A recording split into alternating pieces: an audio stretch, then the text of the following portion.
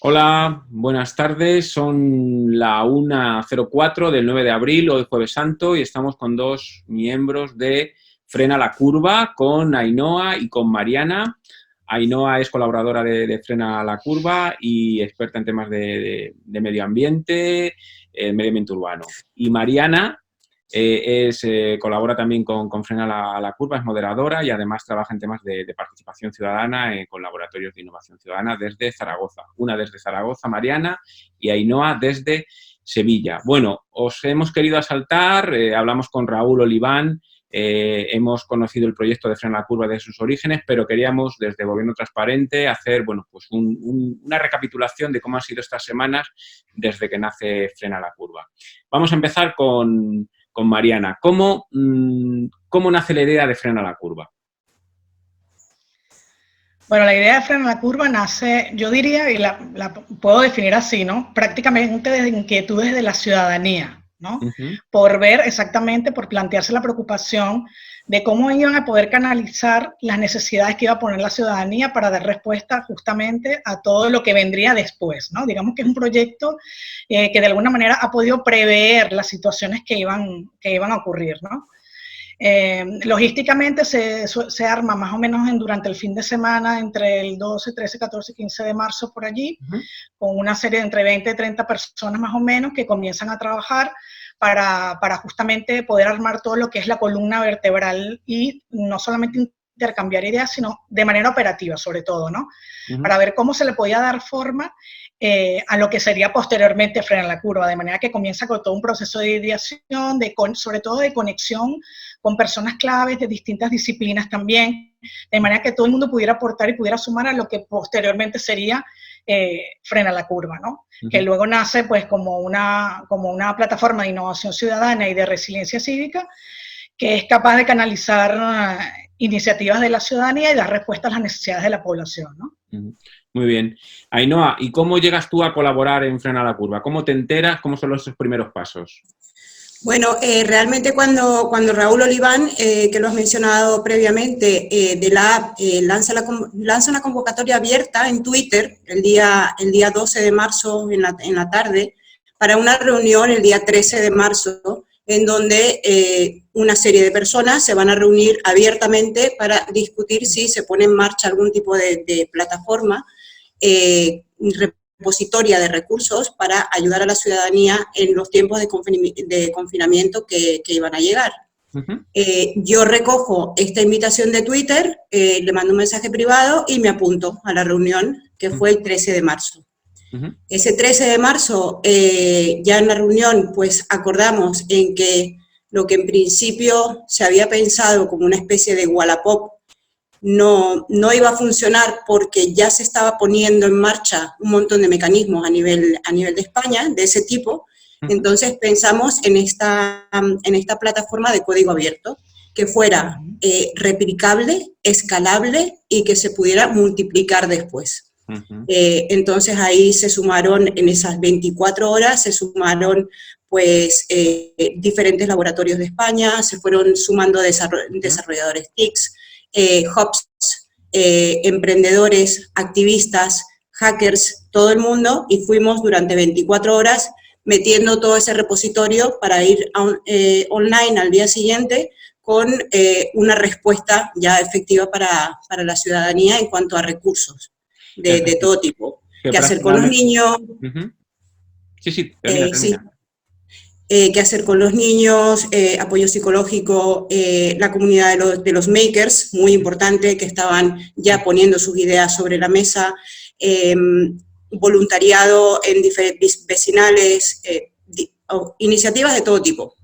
Muy bien. Es decir, que vemos cómo desde el Lab de Aragón, del área de Gobierno Abierto e Innovación Social del Gobierno Autonómico de Aragón, se pone en marcha lo que es Frena la Curva, pero con un aluvión de amigos, de personas, de colaboradores, sobre todo en un primer momento a nivel nacional, ¿no? Sí. Ese es el equipo base, básicamente, que tira para adelante con Frena la Curva. Exacto. Exactamente. Sí, es importante también decir que efectivamente, como ha dicho Ainhoa, se canaliza a través del Laboratorio de Gobierno Abierto, pero esto no es lo primero que se da a conocer, ¿no?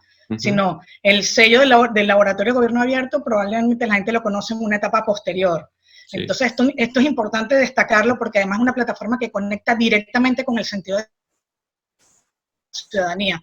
Es decir, no tiene una impronta propia hasta mucho tiempo después, ¿no? Entonces, eso es un elemento, por eso me gustaba definirlo así. O sea, sí que es verdad que es una plataforma que luego se canaliza, pero surge justamente de la ciudadanía, ¿no? Y las personas que trabajan en entidades somos ciudadanos y ciudadanas, ¿no? Entonces, es algo que nos envuelve a todos, que nos afecta a todos de la misma manera y en la que todos tenemos que sumar en este caso, ¿no? Bien, ahora mismo, a fecha 9 de abril, han pasado prácticamente 3 semanas ya. ¿Cuántas iniciativas tenéis subidas en Frena la Curva? Hay aproximadamente en este momento unas 900 iniciativas subidas. Al día de hoy tenemos aproximadamente 400.000 visitas en la plataforma. Y si bien cuando analizas un poco la curva, es notable cómo al principio de la incertidumbre la gente recurrió muchísimo a la plataforma, pero ya va bajando un poquito el nivel de uso. Por lo tanto, se podría leer que la incertidumbre en la población está bajando en cierto aspecto. Hay cosas que son muy visitadas, como por ejemplo, qué hacer con los niños en casa. Entonces, la plataforma también nos ayuda a visibilizar cuáles son las carencias sociales. Me parece que desde este punto de vista es una herramienta que post-COVID nos va a dar un análisis muy bueno de muchísimos factores en la sociedad. Bueno, además que vosotros tenéis... Bueno, en la versión del MAPS tenemos subidas casi cerca de 8.000 chinchetas, ¿no? Donde la mayor parte se concentra en las chinchetas verdes, que son las chinchetas de ofrecimiento de apoyo, que ahí es donde se concentra todo el voluntariado prácticamente de ámbito nacional, territorial, son personas que se ofrecen justamente como canales para solventar, para dar respuesta a esas necesidades, ¿no? Y hay necesidades de todo tipo, necesidades más de tipo personal, más de servicio, más de apoyo también, es decir, hay muchísimas, un poco como lo que decía Ainhoa, o sea, el mapa lo que ayuda justamente es a geolocalizar esas necesidades y además la importancia de la plataforma desde el punto de vista del mapeo es justamente aterrizar esas necesidades desde el punto de vista local. Y esto sí que me parece muy importante porque justamente en estos últimos días sí que es verdad que la plataforma ya comienza a tener un fondo más trascendente en tanto cuanto es capaz también de establecer vínculos y todo lo que tiene que ver con convenios con entidades y agentes sociales exactamente, que son luego los encargados de canalizar y materializar justamente esas necesidades, ¿no? De manera que tú puedes ver cuál es la articulación que existe entre la plataforma, que es un vehículo tecnológico que está al servicio de la ciudadanía, y luego cómo recoge ese testigo todos los actores sociales y todas las entidades que de alguna manera también canalizan y llevan a la práctica justamente esa visibilización de necesidades, ¿no? Para enfocarla justamente a los colectivos y a las personas que más lo necesitan, que son los colectivos vulnerables, ¿no? La verdad es que lo que estabais comentando, es decir, la riqueza de iniciativas, el tema del MAPS, que íbamos a tratarlo también ahora, qué importante es tener ese mapa porque tienes una visualización clara, pero que además, lo que estaba diciendo también Ainhoa, es interesantísimo cómo los grupos de Telegram organizados por Frena la Curva, también un Frena la Curva más tecnológico, un Frena la Curva más genérico, un Frena la Curva en América Latina, que ahora tocaremos, pero es muy curioso los datos y que se van a poder extraer de no solo de las visitas, pero sino de las iniciativas, de cómo han funcionado, de dónde están. Eso tiene una riqueza brutal para el post-coronavirus, para un estudio científico de ciencias sociales de cómo nos hemos comportado estos meses. Yo os quería preguntar, porque quiero que la gente se tenga clara cuáles son son cuatro categorías en las que tú puedes colaborar en Frena la Curva, para que las comentéis. Están los ofrecimientos.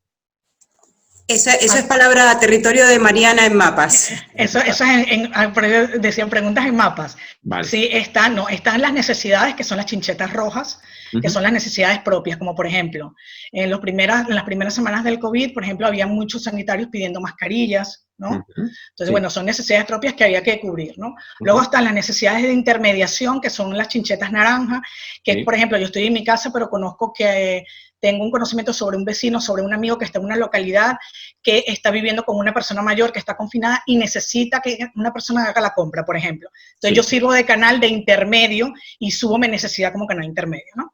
Luego están las chinchetas verdes, ¿no? Que son las de apoyo justamente, que es donde se concentra, y de ofrecimiento, que se concentra todo el grueso de voluntariado. Existen más de 6.000 chinchetas más o menos aproximadamente en esta categoría, donde son las personas que a título individual se ofrecen a solucionar una situación o un problema. Por ejemplo, me ofrezco a bajar el perro de una persona que esté en situación de confinamiento, me ofrezco a hacer la compra, me ofrezco, por ejemplo, a hacer una llamada de apoyo a personas que están solas o de alguna manera también paliar esta situación de tipo emocional, ¿no? Entonces ahí se concentra más que todo el ámbito, ¿no?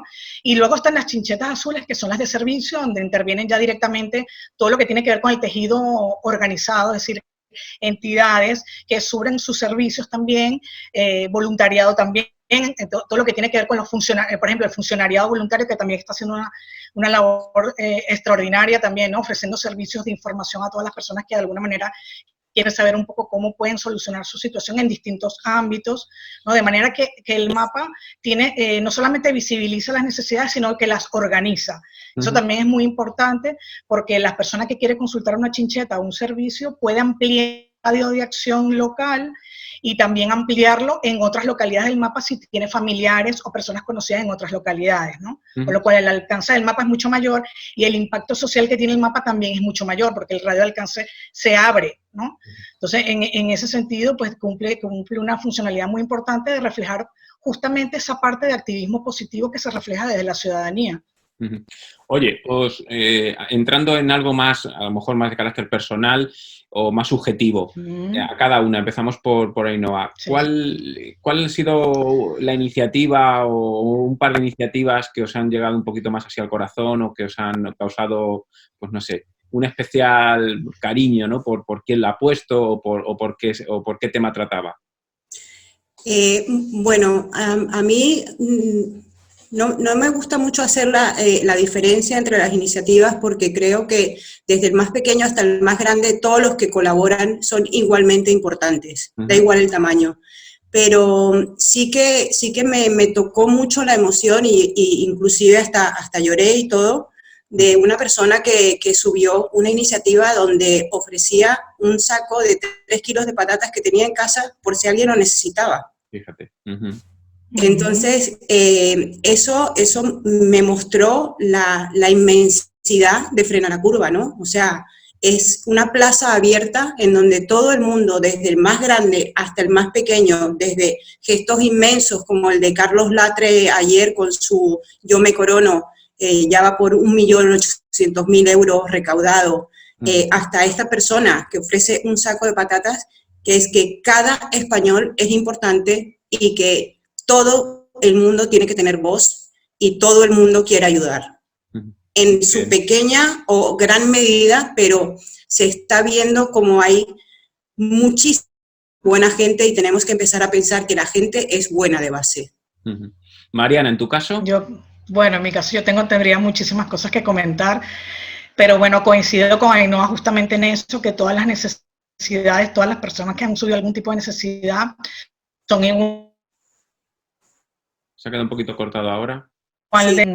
Claro, para los que estamos trabajando en la parte de moderación del mapa, la verdad que vemos tantas necesidades durante tantas semanas, ¿no? Bueno, lo primero, los momentos de angustia que viven los sanitarios justamente con la escasez de materiales, yo creo que ha sido una de las cosas que a nivel personal me ha removido mucho, porque además tengo conocidas que son enfermeras y conozco de primera mano y de primera línea lo que están sufriendo. Entonces, eso sí, comparto con Ainhoa. Yo creo que hay días que estás como mucho más sensible que otros, ¿no? Siempre, bueno, hay momentos. Y también una iniciativa que me llamó mucho la atención, que la subieron hace unos días, fue todo ese mapeo de condolencias digital, ¿no?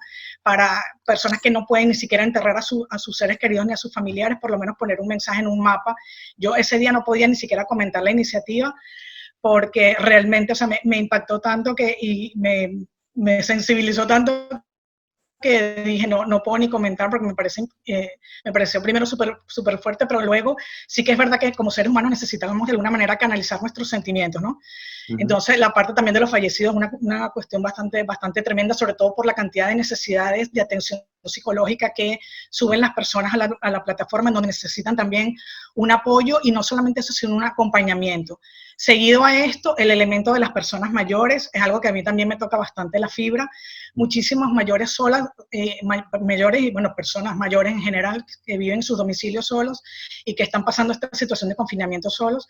No podemos olvidar que España tiene cerca de son personas de mayores de 65 años, y que creo que, bueno, pensando un poco en el post-COVID, será un elemento que no es que no estaba presente, probablemente tengamos que prestar más atención, un poco me refiero a lo que acaba de decir Ainhoa, habrá que analizar con detenimiento muchas de las iniciativas, porque eso de alguna manera es un perfecto termómetro y una radiografía de lo que está pasando en el país, es decir, muy aparte de esto, porque puede ser que el COVID haya de alguna manera visibilizado aún más elementos que ya traíamos de la estructura, ¿no? Entonces, claro, los muestras, ¿no? Entonces, no siempre estás como para mostrar y para exteriorizar lo que tienes, ¿no?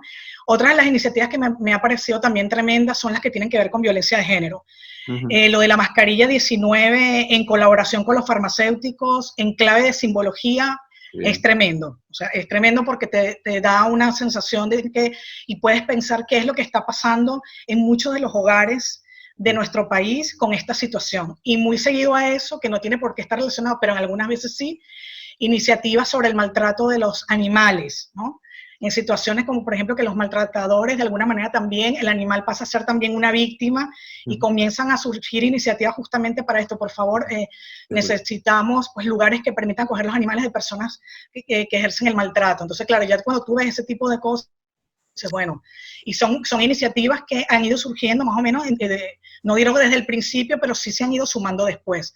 Eso también lo que es un indicador también, es un termómetro de cómo la situación de confinamiento va afectando no solamente tu parte psicológica, sino tu parte de convivencia social, ¿no? O sea, cada casa, cada familia que está viviendo esa situación de duelo, ¿no?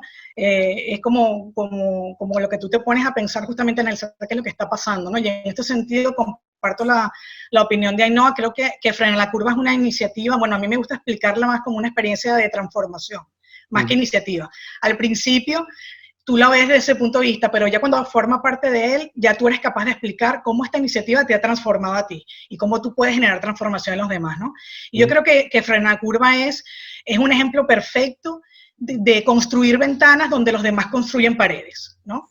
Entonces yo con esa frase creo que lo he dicho un poco todo, ¿no? Y más en estos tiempos de confinamiento, que las paredes de alguna manera se convierten en nuestros compañeros de cotidianidad, ¿no? O sea, abrimos una ventana, un poco como lo que decía Ainhoa, abrimos una ventana al mundo y tratamos de movilizar a la ciudadanía de otra manera, ¿no? O sea, convertir esa situación en un elemento de activismo a pesar del confinamiento, ¿no? Está muy bien, está muy bien. Bueno, vamos a ir terminando ya. Voy a hacer la última pregunta a Ainhoa. Es un poco trampa. ¿Dónde te gustaría o dónde crees que puede estar Frena la Curva en el post-coronavirus? ¿Qué crees que va a pasar con Frena la Curva dentro de 3-4 semanas cuando por fin empecemos con el desescalamiento, que a lo mejor entramos en otra etapa? ¿Qué crees, tu opinión? Bueno, mi opinión es que va a depender del contexto y dónde se esté desarrollando ese post-coronavirus, ¿no? Frena la Curva, como ya lo hemos mencionado antes, se ha replicado en América Latina, se ha replicado en 11 países, en unos más, en otros menos. Entonces creo que en base a las necesidades sociales, en base a que se considere realmente y se ponga sobre la mesa nuevos sistemas de gobernanza, entonces Frena la Curva puede ser una herramienta de mapeo de ruta a seguir para este tipo de gobernanza abierta, ciudadana, transversal y transparente, o se puede quedar en lo que fue una ayuda ciudadana en momentos de crisis. Eso va a depender de la curva a la que nos asomemos económica en el momento en que la sanitaria vaya desapareciendo un poco, ¿no? Y por supuesto, a la singularidad del territorio. Quizás Frena la Curva México sea el principio de algo que se perpetúe en el tiempo o que sea la base de algo mucho más grande, y Frena la Curva España se convierta en otra cosa. Como es abierto y como cada país lo maneja desde su contexto, yo creo que va a depender un poco de cada país y de cada región. Bueno, se nos acaba el tiempo, parece que no, pero hemos estado hablando un montón de tiempo. Yo creo que se ha escuchado bastante bien durante todo el coloquio. Vamos a dejar la parte latinoamericana y después me recomendáis pues también un par de personas de diferentes países. Nosotros en Gobierno Transparente tenemos también nuestra red propia de gobierno abierto en temas de gobierno abierto en Latinoamérica, pero después hablamos y me recomendáis un par de personas y hacemos un coloquio también sobre pues México, Colombia, Argentina. Sí, perfectamente. Sí, podemos contrastar también con ellos, lo hacemos también en nuestra tarde para que les sea más cómodo, y nos cuentan un poco también la parte latinoamericana y cómo recibieron desde España pues esta experiencia, que una iniciativa, como decía Mariana. Sí, exactamente. Ainhoa, muchas gracias. Gracias a ti, Rafael. Desde aquí, desde La Mancha, de Ciudad Real, pues oye, pues ha sido un placer estar estamos además en el medio, entre Sevilla y Zaragoza. Exacto. Y nada, ha sido un placer conversar con vosotros. Igualmente un placer, ¿eh? Es un esfuerzo tremendo lo que habéis hecho. Todo el equipo de Raúl, a Carlos, que son los que conocemos más, y parte más gente del equipo de Zaragoza. Los Maños, desde luego, han estado top con esta iniciativa que será estudiada por mucho tiempo, estoy convencido de ello.